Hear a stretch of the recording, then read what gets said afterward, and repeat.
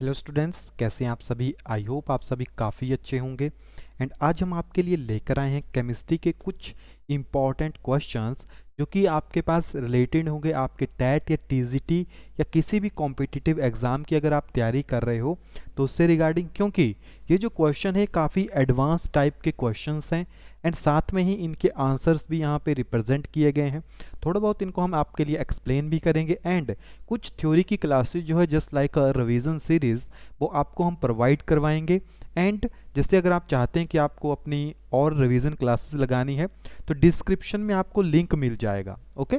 क्योंकि प्रीवियस में जो क्लासेस हमने लगाई है उसमें भी बहुत से क्वेश्चंस को हमने कवर किया हुआ है, या फिर चैनल की प्लेलिस्ट में अगर आप जाओगे तो वहाँ पे भी आपको जो प्रीवियस वीडियोज़ है वो वहाँ पे दिख जाएगी, जो कि आपके पास प्रीवियस कोर्सेज के थ्रू प्रीवियस स्टैट के थ्रू करवाई गई है। तो उन चीज़ों को हम यहाँ पे नहीं लेकर आएंगे, क्योंकि जो चीज़ ऑलरेडी हो चुकी है उसको दोबारा से करवाने का फ़ायदा नहीं है।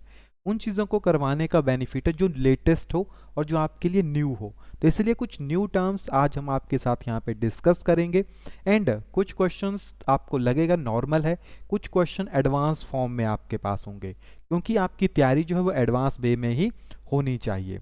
क्लियर।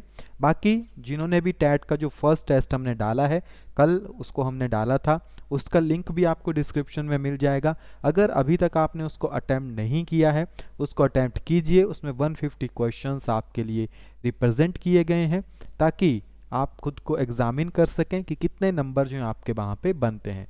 प्रॉपर हार्ड लेवल है अभी तक। उसमें अगर मैं आपको कहूँ तो जितने भी बच्चों ने उस टेस्ट को दिया है अप्रॉक्सीमेटली 2 से 3% ही बच्चे हैं जो कि 90 को क्रॉस कर पाए हैं। क्लियर। 90 को क्रॉस करने वाले बहुत कम बच्चे हैं। मैक्सिमम देखेंगे तो 50 के आसपास है, क्योंकि हार्डेस्ट लेवल है। मेरा मानना है कि अगर कोई भी बच्चे इसमें 70 to 80 के बीच में भी मार्क्स ले रहा है, अगर 70 भी है फिर भी उसका जो टैट है वो क्लियर हो जाएगा। क्यों? क्योंकि ये जो क्वेश्चन है बहुत हाई लेवल के हैं और आपको जो पेपर आएगा वो थोड़ा मीडियम से हाई की तरफ प्रोसीड होगा, लेकिन फिर भी अगर हाई आता है तो आपकी एक अच्छी प्रैक्टिस हो जाएगी। तो जिन्होंने भी उसको अटैम्प्ट नहीं किया है वो उसको जाके एक बार अटैम्प्ट जरूर कीजिएगा ताकि आपका जो है वहाँ पे एक रिदम बना रहे। बाकी नेक्स्ट टेक्स्ट आपको जल्दी ही देखने को मिलेगा। चलिए कुछ क्वेश्चंस हैं इनको यहाँ पे डिस्कस कर लेते हैं। देखो, फर्स्ट है हमारे पास फोटोकेमिकल स्मोक। आपको पता है आपके पास दो टाइप की स्मोक्स होती है। फर्स्ट होती है क्लासिकल और दूसरी होती है आपके पास फोटोकेमिकल। देखो, फोटो लाइट को रिप्रेजेंट करता है और लाइट में जब केमिकल पार्टिकल आ जाते हैं तो स्मोक डज नॉट या नॉर्मली डज नॉट कंटेन। तो फोटोकेमिकल स्मोक के अंदर क्या नहीं होता है? देखो, चाहे क्लासिकल ले लीजिए चाहे आप फोटोकेमिकल ले लीजिए, क्लोरोफ्लोरोकार्बन दोनों में ही नहीं होती है, ठीक है। लेकिन जो आपके पास फोटो में होता है उसमें देखो, पर ऑक्सी एसिटाइल नाइट्रेट ये आपके पास उसमें होता है, ओजोन भी उसमें होता है, अक्राइलिन भी जो है उसमें होते हैं, यानी उसमें primary pollutant secondary pollutant mix form में होते हैं। क्लियर। तो ये दोनों जो है वहाँ पे प्रेजेंट हैं। और यहाँ पे क्या पूछा गया था कि smoke normally does not contain, तो नॉर्मली उसमें क्लोरोफ्लोरोकार्बन नहीं होती है। ओके। नेक्स्ट है हमारे पास depletion of ozone layer is cause due to.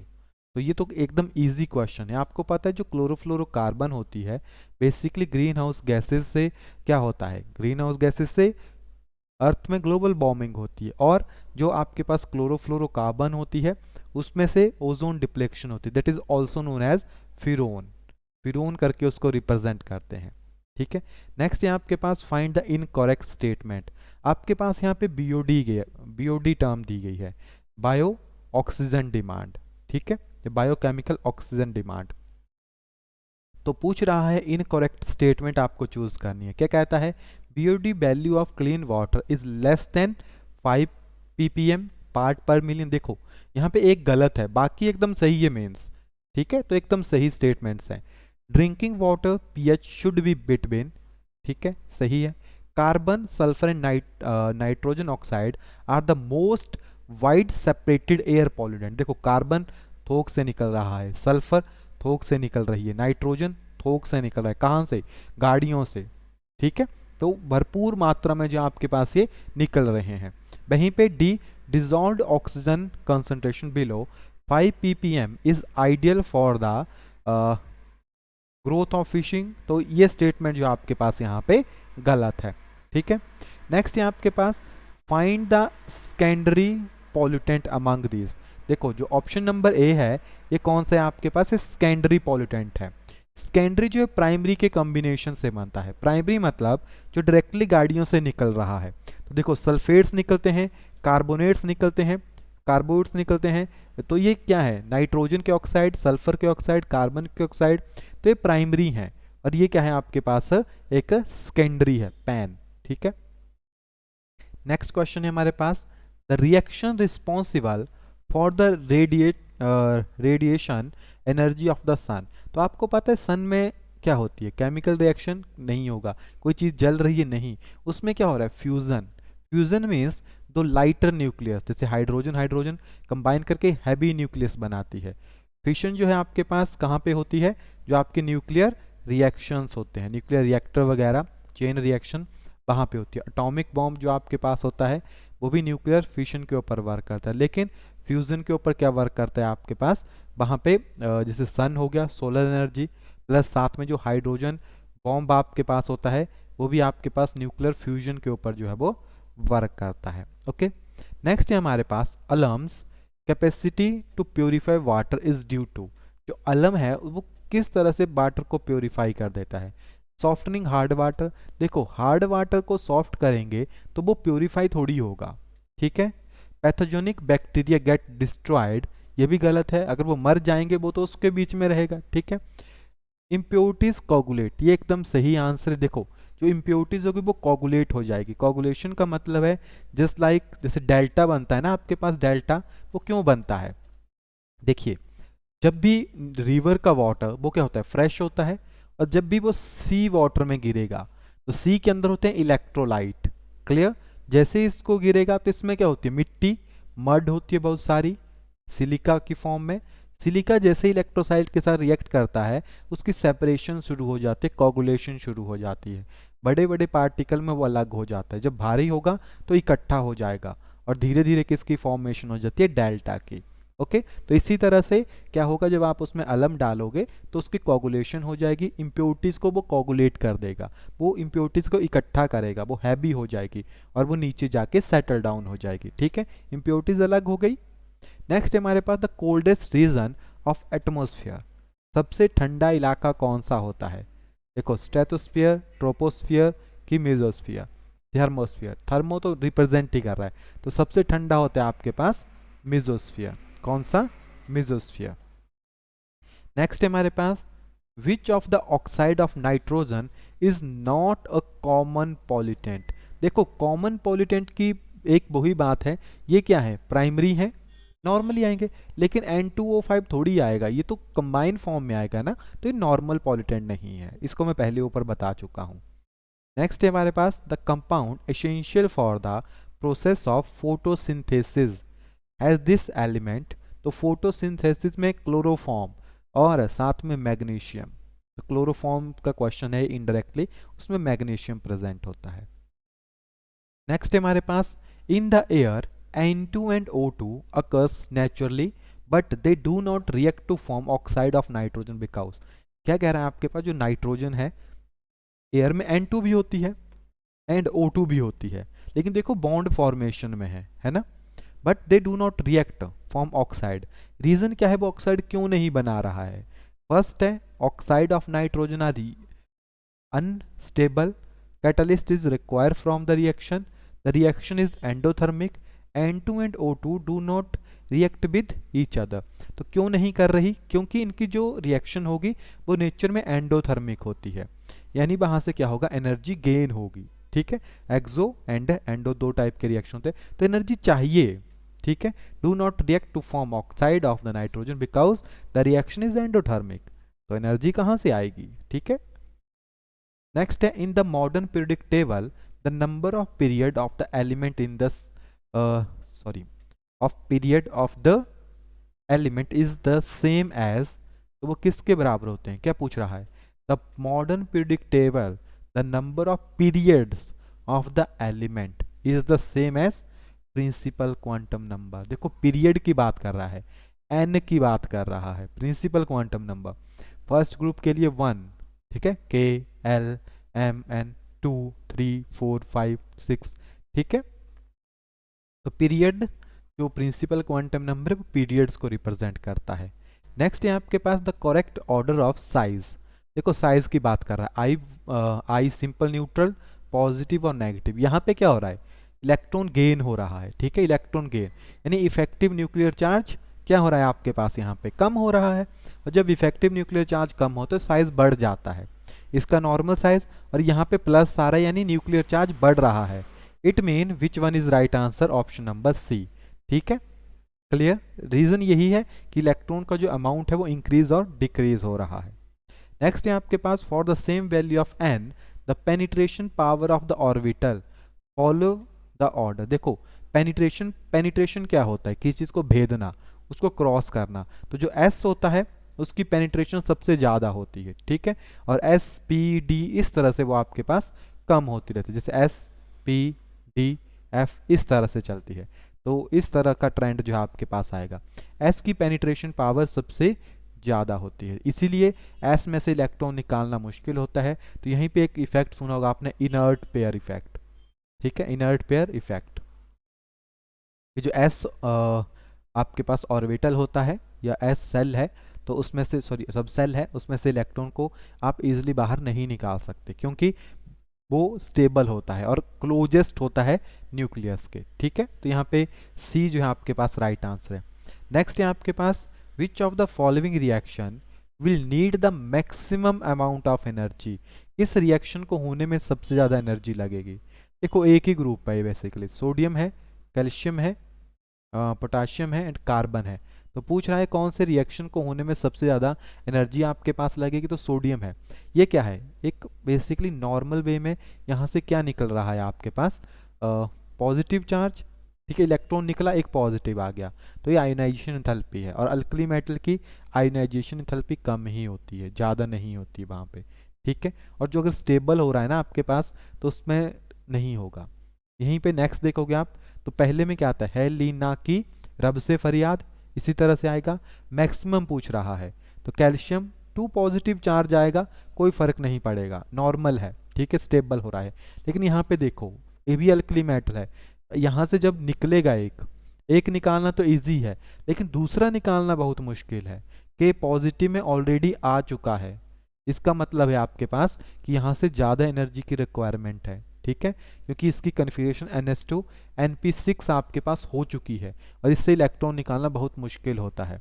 तो सी जो है आपके पास यहाँ पे राइट आंसर है। ओके, नेक्स्ट है आपके पास which of the following statement is incorrect statement choose करनी है।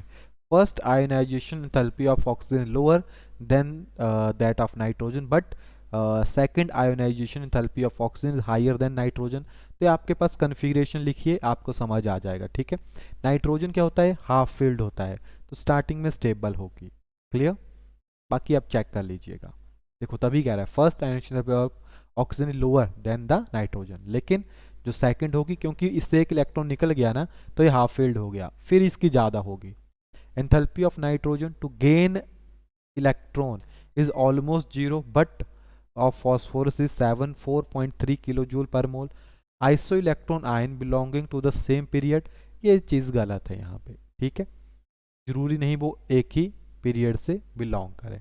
Covalent radius of the iodine is less than its van der Waals radius, ये भी आपके पास जो है एकदम सही स्टेटमेंट है। नेक्स्ट है आपके पास the correct order of electronegativity. Electron अपनी तरफ खींचना, फ्लोरीन की कैपेसिटी वैसे सबसे ज़्यादा होती है, ठीक है, उसके बाद ऑक्सीजन, उसके बाद नाइट्रोजन आएगा वैसे अगर हो तो, अदरवाइज क्लोरीन और आपके पास ब्रोमीन। देखो नेचर में 3 ही सबसे ज़्यादा है, फ्लोरीन, ऑक्सीजन एंड नाइट्रोजन, ठीक है, फ्लोरीन, ऑक्सीजन एंड नाइट्रोजन, इनकी इलेक्ट्रोनेगेटिविटी सबसे ज़्यादा होती है। नेक्स्ट है आपके पास 2 different beaker contain, first beaker में है M1OH, सेकंड बीकर में है M2OH, दोनों के साथ अल्कोहल लगा हुआ है। पूछ रहा है find the nature of 2 solution, दोनों सॉल्यूशन का नेचर फाइंड करना है। If electron negativity of M1, इसकी इलेक्ट्रॉन नेगेटिविटी है 3.4, यानी इलेक्ट्रॉन को अपनी तरफ खींचने की पावर, अब ऑक्सीजन की अगर ज़्यादा होगी। एंड M2 की बात करेंगे तो M2 की है 1.2, ओके, M2 की कम है। वहीं पे ऑक्सीजन की देखेंगे तो दैट इज 3.5, और हाइड्रोजन की देखेंगे तो इसकी 2.1 आपके पास, और यहाँ पे भी 2.1, और यहाँ पे 3.5। ठीक है, तो टोटल इलेक्ट्रोनेगेटिविटी देखोगे तो किसकी ज़्यादा है, बेसिकली इन दोनों की तो इक्वल ही आएगी, तो इनकी तो इक्वल ही है दोनों केसेस में, सिर्फ फर्क M1 और M2 का ही है। तो इसमें कौन सा जो है इजीली क्या करेगा, OH दे देगा, या कौन सा जो है आपके पास M को तोड़ देगा। ठीक है, क्लियर। तो अगर फर्स्ट केस में देखोगे तो फर्स्ट एक्ट करेगा एज ए एसिड। ठीक है, फर्स्ट क्या एक्ट करेगा आपके पास, एज ए एसिड, क्योंकि यहाँ पे देखिए इसकी इलेक्ट्रॉनिक काफ़ी अच्छी है आपके पास, लेकिन इसकी कम है आपके पास, तो यहाँ पे ये ज़्यादा एक्टिव रहेगा। ठीक है, तो ये एज ए बेस आपके पास वर्क का, जो OH नेगेटिव यहाँ पे इजिली बन जाएगा, यहाँ पे पॉजिटिव में आ जाएगा। तो जो डी है वो आपके पास यहाँ पे इसका राइट आंसर है। नेक्स्ट है आपके पास which one is the most acidic among these, तो यहाँ पे ऑप्शन नंबर सी। ठीक है, Al2O3, देखो 3 ऑक्सीजन है। नेक्स्ट है आपके पास which of the following is known as slaked lime. Slaked lime किसको कहा जाता है आपके पास, that is calcium hydroxide, that is CaOH twice. Okay, बाकी कमेंट करके बताइएगा, क्योंकि सभी इंपॉर्टेंट है, ये सभी के कोई ना कोई कॉमन नेम है। तो अगर टाइम है आपके पास तो बताइए कमेंट करके कि इनके क्या नाम होंगे। टाइम तो वैसे है, क्योंकि स्टूडेंट का मेन पहला काम होता है पढ़ना। नेक्स्ट है आपके पास which of the ion have maximum hydration enthalpy. Hydration means water के साथ। ओके, तो ट्रेंड देखोगे तो डाउन द ग्रुप डिक्रीज करती है, तो बेरिलियम 2 पॉजिटिव की हाईएस्ट होगी। ओके, एक ही ग्रुप के हैं आपके पास ये सारे के सारे। Clear, give me 1 minute.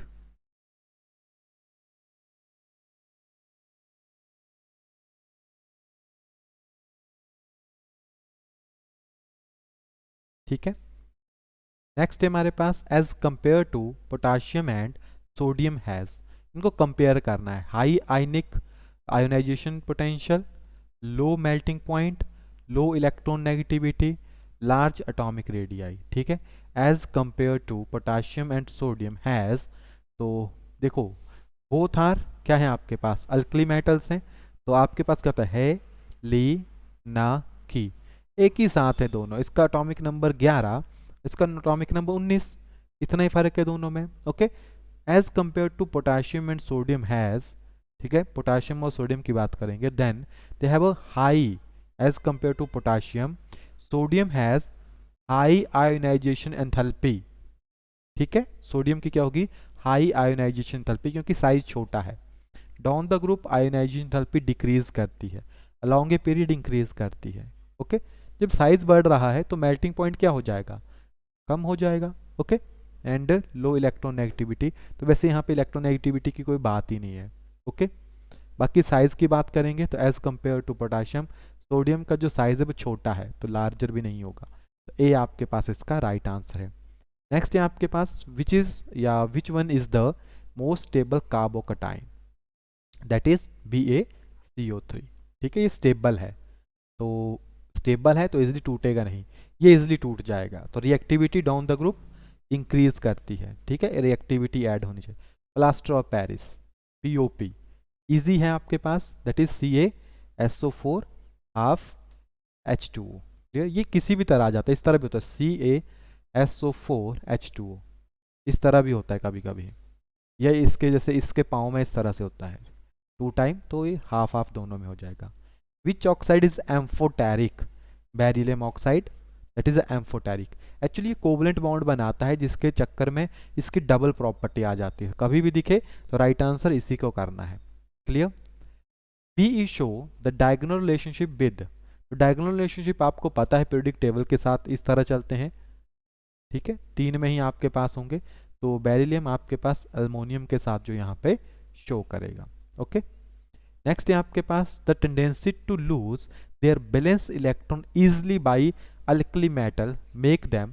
देखो आपके पास अगर मैं बात करूं ग्रुप 1 की और आपके पास ग्रुप 17 की, यही होते हैं, तो इलेक्ट्रॉन लूज कर देते हैं इसको। ठीक है, तो बेसिक नेचर के होते हैं, बेसिक होते हैं और ये एसिडिक होते हैं, क्योंकि गेन कर रहे हैं और इलेक्ट्रॉन गेन करने की टेंडेंसी को बेसिसिटी कहते हैं, सॉरी एसिडिटी कहते हैं। या एसिडिक होते हैं वो नेचर में, बेसिक होते हैं नेचर में। तो इनकी क्या होगी यहाँ से जब ये देंगे, तो जैसे आपके पास यहाँ पे चेंज हो रही है प्रॉपर्टीज, ठीक है। तो पूछ रहा है the tendency to lose their valence electron by alkali metal make them, options हैं strong reducing agent, weak reducing agent, strong oxidising agent, weak oxidising agent. Reducing agent वो होते हैं जिनकी ऑक्सीडेशन होती है। क्या होती है? ऑक्सीडेशन। ऑक्सीडेशन होता है लॉस ऑफ इलेक्ट्रॉन, ओके। तो इनकी क्या हो रही है, आपके पास इलेक्ट्रॉन लॉस कर रहे हैं, तो स्ट्रॉन्ग रिड्यूसिंग एजेंट। देखो वीक तो नहीं है, इजीली दे देते हैं। ऑक्सीडाइजिंग की तो बात ही नहीं होगी यहाँ पे, क्योंकि ऑक्सीडाइजिंग ये हो कर रहे हैं। जिनकी रिडक्शन होती है वो ऑक्सीडाइजिंग एजेंट होते हैं। ये इलेक्ट्रॉनिक कॉन्सेप्ट है आपके पास। Which one is known as a fusion mixture, that is Na2CO3 and plus K2CO3, fusion mixture. Find the amphoteric oxide, that is SnO2. There are also amphoteric oxides. ये सभी हमने classes में पढ़ाए हैं students को। नेक्स्ट है आपके पास graphite has a structure similar with, तो sp2 किस में होगी वो आप चेक करेंगे। तो देखेगा आप, तो जो Bn होगा उसका स्ट्रक्चर भी किसकी तरह होगा आपके पास, ग्रेफाइट के स्ट्रक्चर की तरह, okay. Which is the correct order of decreasing acidity of Lewis acid, Lewis acid base also comparatively on a lone pair. तो लोन पेयर जिसके पास होते हैं वो बेस होते हैं, ठीक है, लुईस बेस। ये लुईस एसिड है, तो देख लो कौन सा जो इजीली क्या कर लेगा, वो गेन कर सकता है आपके पास, ठीक है। तो ए आपके पास राइट आंसर है। तो डिक्रीजिंग ऑर्डर पूछा गया है, ठीक है। तो सबसे ज़्यादा BBr3, BCl3 और BF3, ठीक है, decreasing order. Which is the correct order of decreasing acidity of Lewis acid, clear. बाकी वेरियस कॉन्सेप्ट इसमें यूज़ होते हैं, वो सभी के सभी आपको क्लासेस के थ्रू मिल जाएंगे, क्लियर। बाकी आपको लगता है कि किसी क्वेश्चन में कोई मिस्टेक है तो वो आप हमें क्लेरिफाई कर सकते हैं कमेंट सेक्शन में। नेक्स्ट वीडियो में हम आपके लिए उसको सॉल्व कर देंगे अगर उसमें कोई मिस्टेक हुई होगी, ओके। बाकी मिलते हैं हम नेक्स्ट क्लास में, तब तक के लिए थैंक यू। अच्छे से अपनी तैयारी करते रहिए। बाकी जितने भी लिंक हैं वो आपको डिस्क्रिप्शन में मिल जाएंगे, तो वहाँ से आप अपने टेस्ट को दे सकते हैं, ओके। चलिए मिलते हैं नेक्स्ट क्लास में, तब तक के लिए thank you and have a nice day.